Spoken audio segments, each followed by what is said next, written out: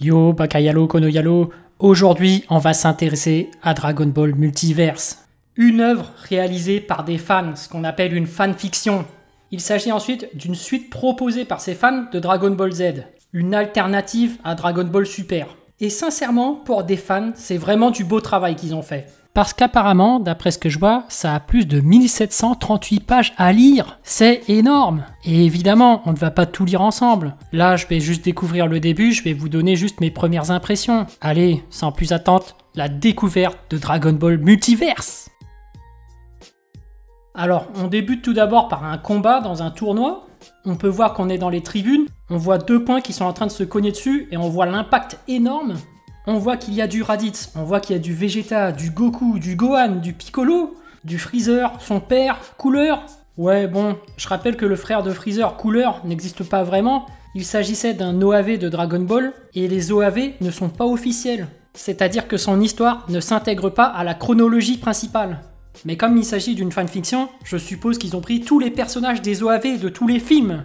Et ça c'est cool, c'est du fanservice, mais moi j'adore. C'est ce qu'on demande. Et là, derrière cet écran de fumée, waouh, Broly. Le Broly des OAV, celui qui est méchant, le psychopathe, celui qui a une force inégalée qui augmente au fur et à mesure du temps, et qui se bat contre Végéto. Waouh, quelle puissance! Ce combat, en tant que fan, on l'a toujours désiré. C'est clairement du fanservice, surtout que si on resitue le contexte, c'était à l'époque où Dragon Ball Z venait de se finir. Et on a toujours rêvé de voir ce combat.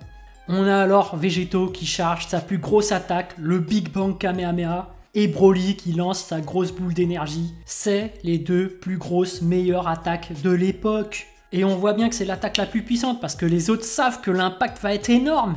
Ils se protègent tous et savent qu'ils vont être balayés. Waouh, regardez cette explosion. Mais en plus, il y avait aussi Mini-Cell, Majin Buu et Babidi, il y a des Namek. On sent qu'il y a du gros monde dans ce Dragon Ball Multiverse. Et voilà, ça c'était juste une intro. Regardez, c'est écrit « Comment une telle situation a pu se produire ?» Vous demandez-vous? Pour le savoir, il suffit de revenir quelque part en arrière dans le temps. C'était un teaser. Et rien que ça, moi, ça me vend déjà du rêve. Là, j'ai vraiment envie de voir la suite. Comment ils ont pu en arriver là? Il va falloir une bonne histoire pour pouvoir faire revenir tout ce beau monde. Bon allez, attaquons la suite. Là, on reprend alors la BD en noir et blanc. C'est vraiment le début. On voit un vaisseau, univers parallèle. Nous sommes arrivés, enclenchement des détecteurs. Voilà, on sent qu'il y aura des univers parallèles où il y aura des personnages qui vont être prélevés un peu de ces endroits. C'est de là qu'ils vont prélever ce Broly et ce Freezer et ce Cooler, etc. On voit alors des extraterrestres, ils sembleraient être des scientifiques qui cherchent à faire quelque chose. Ils vont sur Terre et on voit qu'il y a un background avec les Namek. Apparemment, les Vargas ont obtenu une technologie qui leur permet de naviguer à travers les univers. Et en collaboration avec les Namek, ils vont organiser un grand tournoi pour permettre aux vainqueurs de réaliser 3 souhaits. Bon, à l'heure actuelle, on a le tournoi du pouvoir dans Dragon Ball Super. Peut-être qu'ils se sont inspirés de cette histoire en plus. Mais bon, rien qu'avec ça, on a déjà compris le scénario. Il n'est pas vraiment poussé. Si vous recherchez vraiment une histoire bien construite, je pense que ce sera pas là, malheureusement. Mais derrière Dragon Ball, ce n'est pas uniquement l'histoire. Nous, ce qu'on veut, c'est aussi de la baston, du fanservice. Et moi, perso, le tournoi du pouvoir, j'avais bien aimé. Après, chacun ses goûts. Mais là, j'ai l'impression que le cadre a été posé. Bon, évidemment, toute la Z-Team accepte d'y aller. Et voilà, nous y sommes, au tournoi. Ah mais ça c'est fort. Rien que dans les tribunes, quand ils arrivent, ils commencent à voir les autres adversaires. Ils commencent à voir Cell. Et donc j'imagine que dans son univers, il a réussi à battre Gohan, le truc de fou. Et d'un autre côté, là on voit Nappa et Vegeta. Les mecs ont survécu. Qu'est-ce qui a bien pu se passer dans leur univers? Non, c'est intéressant quand même. On s'est toujours posé cette question, mais dans un univers parallèle, qu'est-ce qui se passerait si jamais il y avait telle chose? Oh là là, il y a même un univers où le père de Vegeta a survécu, le roi des Saiyans. Tout leur peuple est là. Et ça c'est fort, on pourra peut-être faire un développement du peuple Saiyan. Oh là là, regardez, on a même un Namek qui a fusionné avec tout son peuple, mais un truc de fou, le mec doit être méga puissant. Bon après dans Dragon Ball Super, on a vu que c'était pas si puissant que ça. Finalement les Namek qui ont assimilé tout leur peuple, ils se sont fait battre par Gohan et Piccolo dans le tournoi du pouvoir. Mais avant que Dragon Ball Super n'apparaisse, Je pense qu'on peut se dire que ce Namek doit être méga violent. Et bien sûr, l'arrivée de Broly dans un glaçon, tout s'explique. Les mecs vont le libérer et ce sera la catastrophe. Bon, franchement, pour un début, là, je suis pas mal hypé. Ils m'ont vendu du rêve, je commence vraiment à kiffer déjà, donc j'ai vraiment envie de voir la suite. Allez, je continue la vidéo, on va mettre quelques petits passages alors. Premier combat, Nappa face à un Namek. Ça, c'est intéressant. On aurait bien voulu voir ce que donnerait Nappa s'il arrivait sur Namek. Surtout s'il s'oppose à Nail. Je pense que le mec, il aurait dû se faire démonter. Là, on va voir ce que ça va donner. C'est Nappa qui a gagné. Ouais, parce que le peuple Namek, à la base, ce ne sont pas des combattants. Il n'y avait que Nail qui était vraiment un combattant. Donc oui, résultat logique. Deuxième combat, Goku face à un random Saiyan. Ah, ça c'est fort, parce que ça en dit long sur la différence de puissance entre Goku et les autres. Goku a tellement évolué que oui, c'est normal. Il éclate un random Saiyan juste avec le déplacement d'air. Les puissances sont respectées là. Pas comme dans Dragon Ball Super, j'ai l'impression. Ça, c'est cool. Et évidemment, ça va en intimider plus d'un. Mais regardez, on a même un Goku méchant. Ce Goku, c'est si jamais il n'était pas tombé sur la tête et n'était pas devenu gentil. Rappelez-vous, à l'origine, Goku bébé, il était méchant. Et il était censé rester méchant avec la mission de conquérir le monde. Dans cet univers parallèle, Goku est méchant. Ah, ça c'est marrant ça. Et les combats ensuite se poursuivent.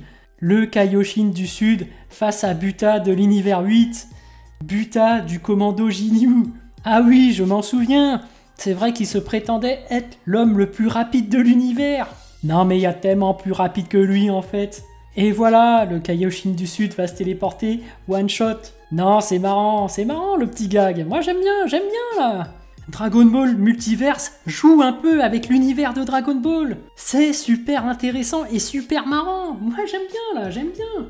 Ensuite, Majin Buu de l'univers 11 contre Bujin de l'univers 6. Oh, rappelez-vous, c'est l'acolyte de Bojack, lui. Le mec qui utilisait ses fils. Mais il n'a aucune chance contre Majin Buu, c'est sûr, il va se faire démonter. Ah oui, il pouvait faire des illusions, regardez, de la magie. Et c'est vrai que Majin Buu aussi est un expert en magie. Et voilà, suite du combat logique, Majin Buu va éclater son adversaire. Il lui sort les fils, mais c'est inutile. Majin Buu en plus il peut se régénérer, c'est vrai que c'est un truc de fou ça. Et effectivement, tu es nul. Je vois vraiment Majin Buu réagir comme tel. Et Bojack avec son air méprisant qui dit « Il a perdu, quel idiot ». C'est vrai que ces méchants-là, on se demandait s'ils pouvaient vraiment ressentir l'énergie des autres. La différence de puissance. Parce que concrètement, Bojack, je suis désolé, si tu t'opposes à Majin Buu, tu te fais fumer aussi, donc voilà. Y a pas de quel idiot, toi aussi t'es un idiot, t'aurais perdu. Aïe aïe aïe, c'est 16 à l'ancienne. Et c'est vrai que c'est une machine qui avait pour but de détruire Sangoku. Non, là il joue vraiment avec la nostalgie. La nostalgie des fans, mais c'est un truc de fou. Ah là là, gros fan service, mais là je kiffe. Aïe aïe aïe, regardez-moi ça, Végéto qui demande « Comment avez-vous vaincu Buu si toi et Vegeta n'avaient pas fusionné pour devenir moi ?» C'est vrai qu'à l'époque, on disait que la fusion Potala était éternelle, une limite de temps éternelle, rappelez-vous. Ce n'est pas comme dans Dragon Ball Super où ils disent que ça ne dure plus que 30 minutes, non.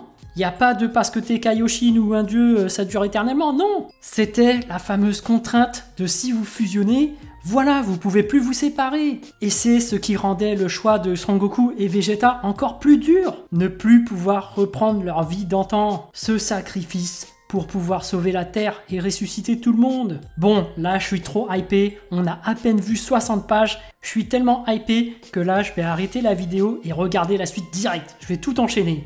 Bien évidemment, si vous voulez voir cette œuvre Dragon Ball Multiverse, je vous mets le lien en description. Voilà, j'espère que cette vidéo vous a plu. En tout cas, moi, j'ai vraiment envie de savoir ce que vous avez ressenti et j'ai hâte de lire votre message en commentaire. Évidemment, un petit pouce bleu fait toujours plaisir pour un petit artisan comme moi. Et bien sûr, si vous voulez suivre toute l'actu de ma chaîne, abonnez-vous. Sur ce, je vous dis à plus.